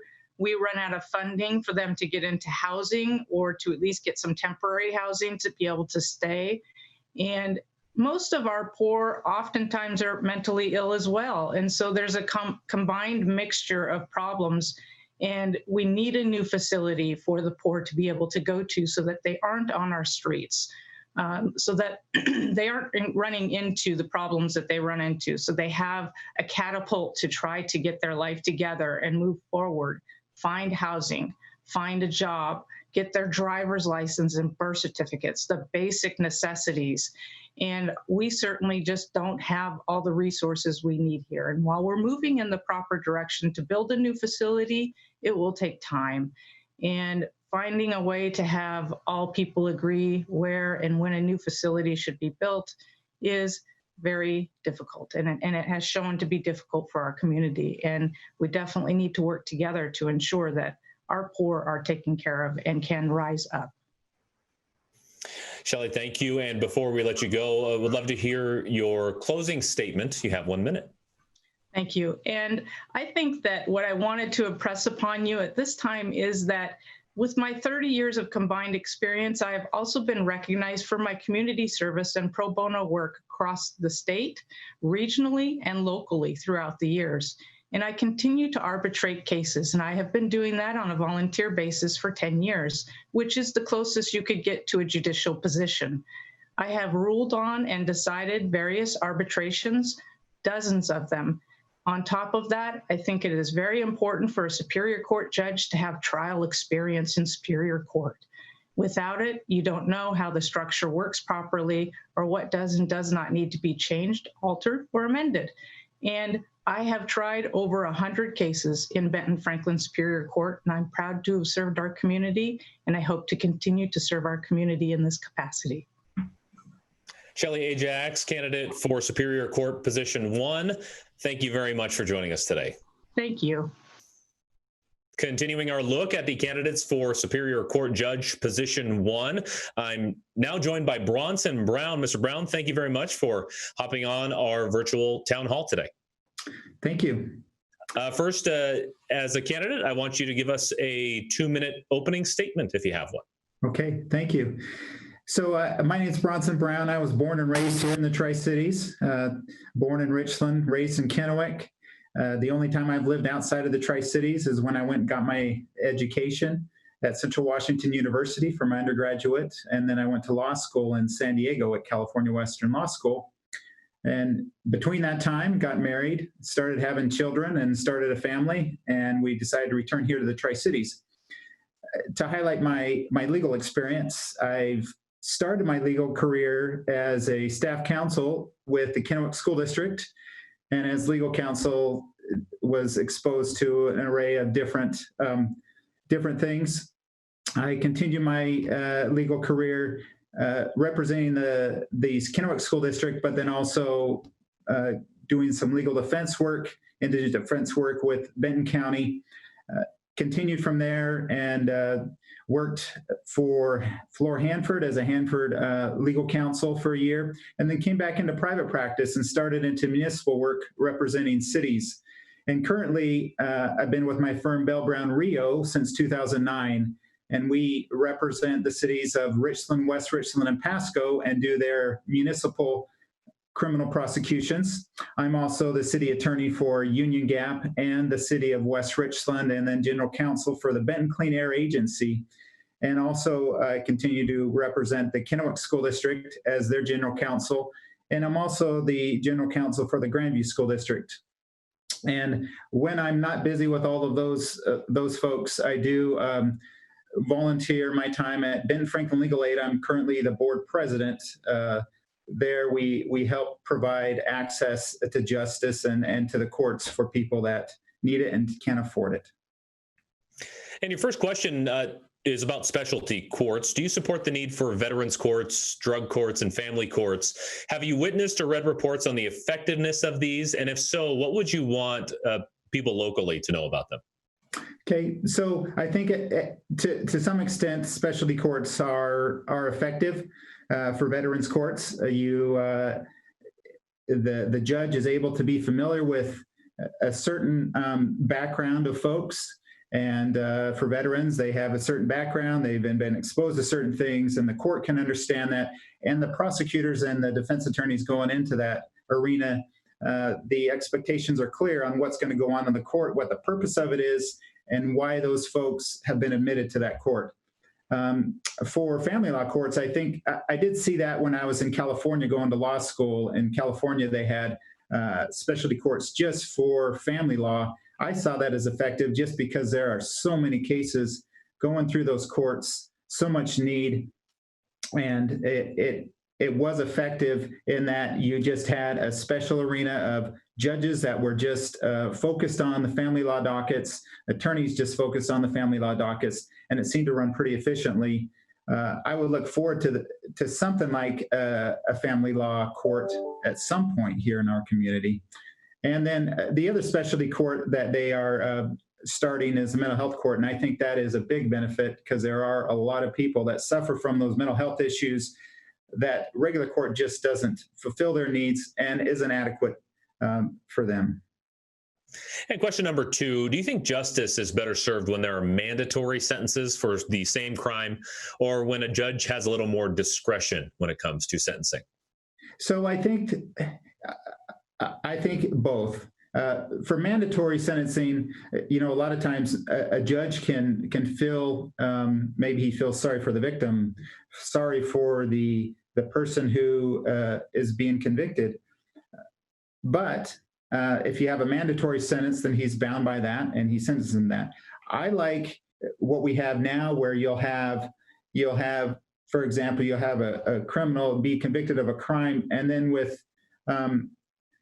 he has some discretion in a range, and so he could sentence. So, if, for example, someone's convicted of a certain type of felony, maybe with their lack of criminal history, the range is 0 to 4 months, and then he has discretion within that time to sentence someone.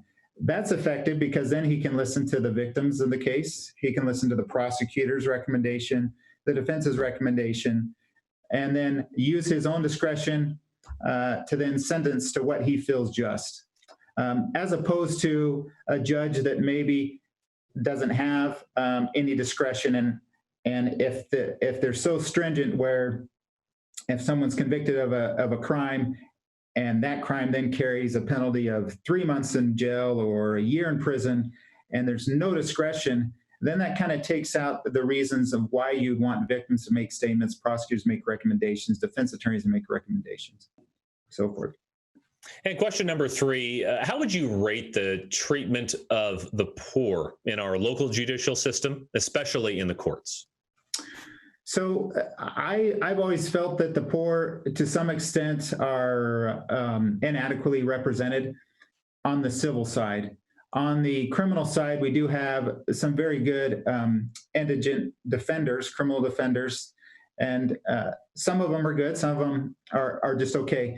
But on the civil side, what I've seen, especially serving on the Benton Franklin Legal Aid Board, is there are a lot of people who aren't adequately represented in the family law arena.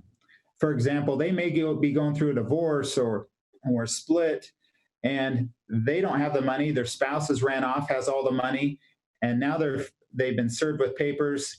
They want to keep custody of their children. They have nowhere to turn. They can't get a court-appointed attorney because they're not afforded one under the law. And so they are a lot of times inadequately represented. The only way they can be represented is if they're able to find a social services group, kind of like the Benton Franklin Legal Aid or something like that, to help them, or if they know any attorneys in town that would take their case for almost no charge or no charge, which a lot of times is difficult, especially given the things that they're going through at that time, and their life's been turned upside down. And before you go, we'd love to hear 1 minute of closing comments.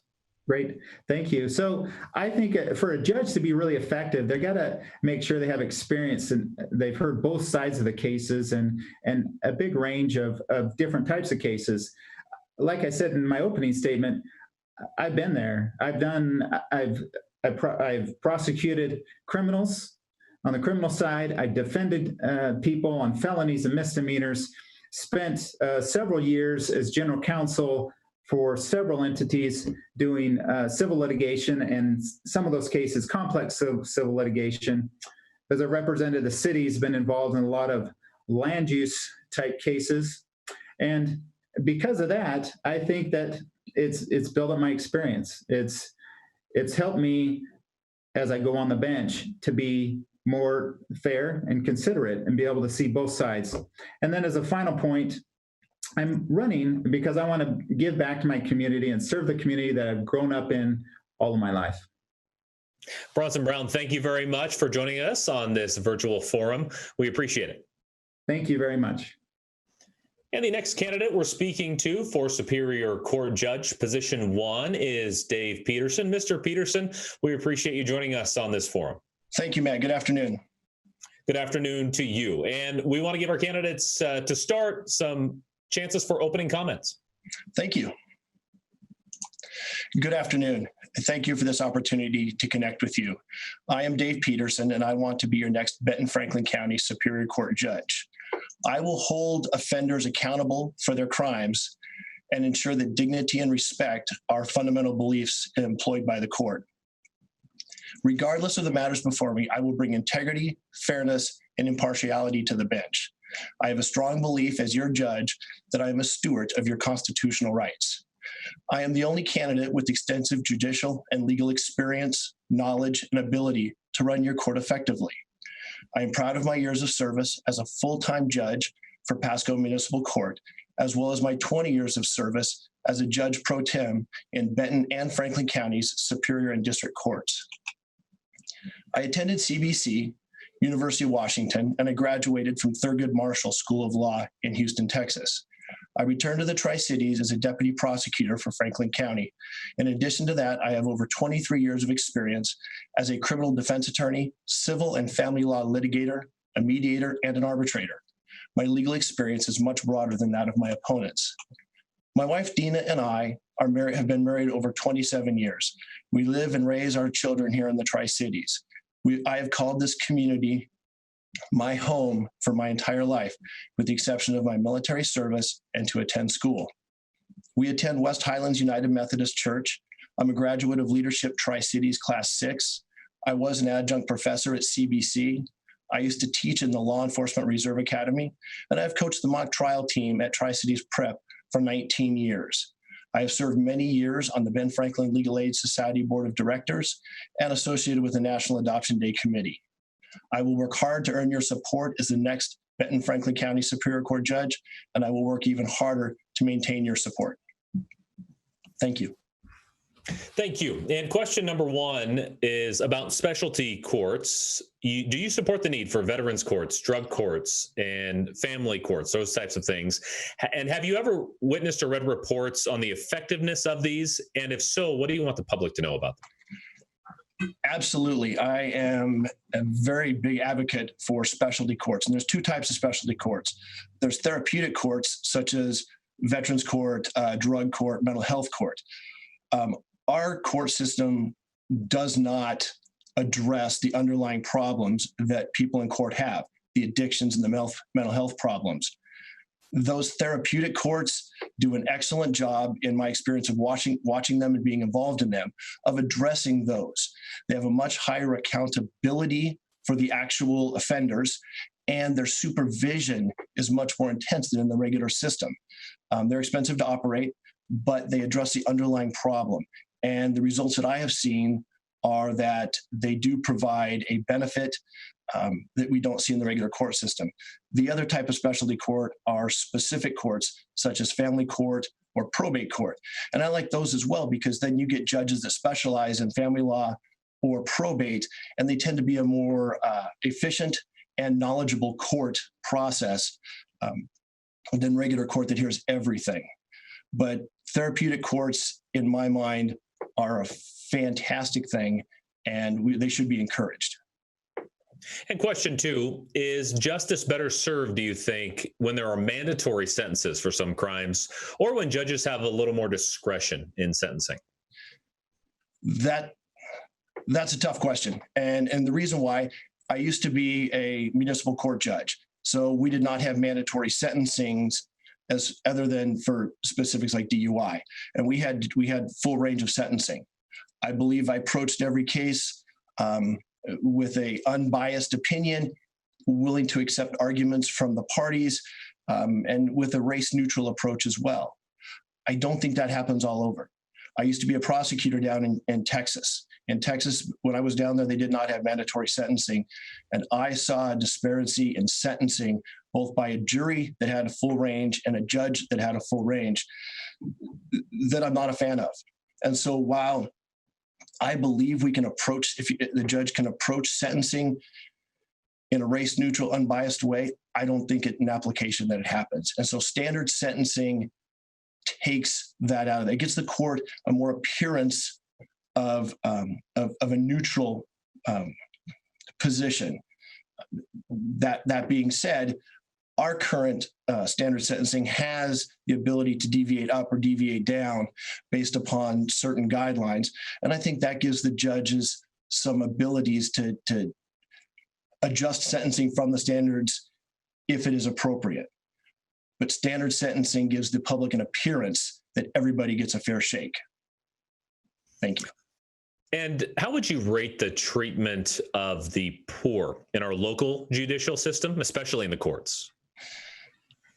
I think the poor are disadvantaged in the court system and the legal system in general.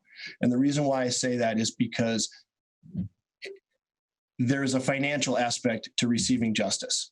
If you're charged with a crime, you can be appointed a public defender. We have some excellent public defenders in our community, but not all lawyers are created equal. Not all public defenders are created equal, and they would tell you that as well. And as a judge, I would see a difference in preparation, a difference in client communication with many, in the variety of courts, with public defenders versus not. In the area of civil law, family law, not having a lawyer puts you in an extreme disadvantage. Arguing your own family law case is a personal battle. You need that skilled, detached, but hopefully passionate individual to argue your case. And oftentimes I would see that when people would come to court economically disadvantaged, they would take an attitude of, this isn't going to work for me. And that's not the way it should be. When you enter the courtroom, regardless of your economic status, you should feel that you're getting your day, and you should feel that you're getting represented like you should. And I think our system needs to improve on that. Thank you. And before you go, we would love to hear 1 minute of closing comments. Okay. As your next Benton and Franklin County Superior Court judge, I will be a steward of your constitutional rights while holding criminals accountable. I want to be a public servant in the community that I was born and raised in. I will bring integrity, fairness, and impartiality to the bench. I am the candidate with the most judicial and legal experience. I currently serve as a judge pro tem in our Superior Court. I have been a prosecutor, criminal defense attorney, civil and family law litigator. My extensive experience and rational temperament make me the most qualified candidate. I believe that my years of military service give me a unique view and respect for our Constitution and our rights. Thank you for this opportunity to talk to you. I am Dave Peterson, and I am asking for your support to be your next Benton Franklin County Superior Court judge. Mr. Peterson, thank you very much for your time on this virtual forum today. Thank you, and you have a great day too, Matt. Speaking to another candidate in the race for Superior Court Judge, Position 1, we're now joined by Sean Sant. Thank you very much for being here, Sean. Well, thank you, Matt. Thank you for the invite. And first, we'd love to give our candidates an opportunity to introduce themselves or say whatever they would like to say in a 2-minute opening statement. Thank you very much. I'd like to thank, of course, the League of Women Voters for this opportunity to get out there in this very challenging year of 2020. 10 years ago, I ran for Franklin County prosecuting attorney to make a difference in the community where my wife and I were raising our family. We have seen tremendous growth in our area, especially in Pasco during that time. While we see caseloads increase over the last 10 years, our crime rate continues to drop. I have worked in collaboration with our local law enforcement, community leaders, and county residents as we have improved relations as a community and furthered our crime fighting efforts. I have worked my entire professional life dedicated to public service. At the age of 22, I began serving the community as a reserve police officer with the Richland Police Department. I later worked full-time law enforcement with the city of Prosser before going into active duty in the Air Force. I returned to the community and started out as a deputy prosecutor in Franklin County Prosecutor's Office. This year, I serve as the president of the Washington Association of Prosecuting Attorneys, who have recognized my leadership and dedication to improving our criminal justice system throughout the state. For the last 10 years, I have led Franklin County's largest legal department, taking to trial some of the county's most serious crimes. I also manage our civil, juvenile, and child support divisions. This has put me in the front seat of all aspects of our criminal justice and legal systems. I have served on committees and work groups trying to improve efficiency in the use of our court resources. This work has included expansion of our felony mental health diversion program. I have also served as a public defender. This has given me direct experience defending and representing clients accused of criminal cases from homicides down to misdemeanors. This well-rounded experience gives me the edge of understanding both perspectives in the courtroom. Tough decisions demand the experience of the person who was elected 10 years ago to serve the people. My 22 years of combined legal experience as a police officer, public defender, and prosecutor make me the right candidate to serve as your next Superior Court judge. Thank you, Mr. Sant. And the first question for you is, do you support the need for some specialty courts like veterans courts, drug courts, family courts? Have you witnessed or read reports on the effectiveness of them? And if so, what do you want the public to know about these courts? I think these specialty courts are extremely important. We have a specialty court in a sense in our community as the felony diversion program, which is something that is operated solely in the Franklin County Prosecutor's Office. But we also have another program that we've seen, which is the felony mental health diversion program. I've also served actively with participating with mentoring veterans through the Benton County Veterans Court, which is a program that is specifically designed to help veterans who have been caught up in the legal system. These programs are extremely important because, one, I think they have proven their effectiveness. And one of the things that we've done in review of our own program and the felony diversion program, we reviewed cases from 2011 to 2017. And that study found that 84% of the individuals that have completed that program remain crime-free. That is a very substantial piece of evidence that these type of programs can work. Our program was geared specifically to give first-time felons an opportunity to avoid a criminal conviction and be able to basically resume and participate in normal community activities with the requirement of restitution, counseling and treatment, drug treatment, mental health treatment as may be required. These programs have been proven effectively, and we've seen that through our drug court program as well. And I'd like to see those programs continue to be funded because they've also been able to save the more expensive or costlier amount of services through the traditional court methods. And question two, do you think justice is better served when there are mandatory sentences for the same crimes or when judges have a little more discretion in their sentencing?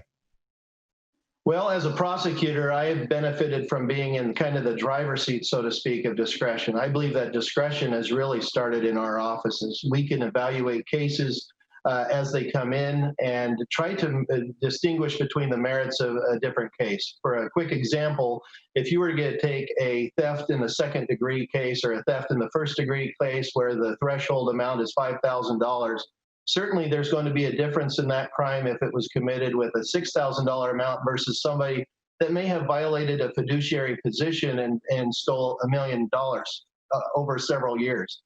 But what happens if a person perhaps did that crime because they were paying for health care of a family member or a loved one, and they made attempts before being caught to try to repay that amount? So I think we have to be able to distinguish the facts of the case. Both of those scenarios real quickly both met the threshold of being a crime over $5,000. They would both fit within the standard range unless an exceptional sentence was proven. or made. I think a court, in combination with looking at standard sentencing ranges to get somewhat of a consistency, but also giving judges the flexibility to look at the individualized facts and circumstance of each one of those cases is extremely important. So I think a combination of those standardized sentences with judicial discretion is priority. And last question, how would you rate the treatment of the poor in our local judicial system, especially in the courts? Well, I think there's two questions. One of the questions that I received as in my position as prosecutor obviously would focus a lot on the criminal side. People would raise the question of, do you receive the same accountability of justice with a public defense system versus having the same opportunity for retaining any attorney that someone desires? But I think the more prevalent question is access to justice on the civil side of the house. I have heard many individuals have inquired because you are entitled to expense at public expense if you qualify as indigent in the criminal sense. But what about those individuals that are facing eviction, facing landlord-tenant dispute, facing a divorce, and they don't feel that they have an equal position as their spouse that has now filed the divorce proceedings against them? What are their remedies? And I know there's a couple organizations in our community locally. We also have a legal aid clinic. There's also statewide initiatives that help promote the success of being able to provide those services. One of the things that I thought that should be explored would be able to expand how many attorneys can help participate low-income individuals. One way to do that would be able to create tax incentives so that individual attorneys would still be able to earn an income by offset of tax liabilities, but they would be able to serve the public that is standing in need on the lower income brackets. And I think that would best serve everyone. And before we let you go, we'll give you the opportunity to have 1 minute of closing comments. Well, thank you very much again for this unique opportunity to try to get out our message. I think one of the things that you've touched on is the importance as we look to the courts and we look at other options of trying to handle the increasing caseloads that we have in our community. One of the issues that you touched on was looking at some of these therapeutic courts. How can we help individuals? How can we improve accountability? How can we minimize the criminal activities, but also promote healthy and safe communities through criminal justice reforms or expansion of these type of programs? I have been in the driver's seat of that felony diversion program that we have expanded as a priority within our own office, and it's been very successful. One of the things that I think is important, and we consider our qualifications in this particular race, is that as prosecuting attorney, I have been responsible for reviewing thousands of cases while in office. And that has given me the opportunity to show that we have been fair and impartial in our administration of justice, and I'll do the same as a judge. Well, thank you very much. That's Sean Sant, a candidate for Superior Court Judge. We really appreciate your time today. Thank you very much, Matt. And that does it for this candidate forum. We want to thank all the candidates who were able to connect with us through Zoom on this virtual forum. Also want to thank the League of Women Voters for their work in organizing this forum and the fantastic questions for the candidates. Now, if you missed parts of this, you can be sure to rewatch it on our Facebook page or our YouTube channel. You can also go to nwpb.org. Thanks for watching.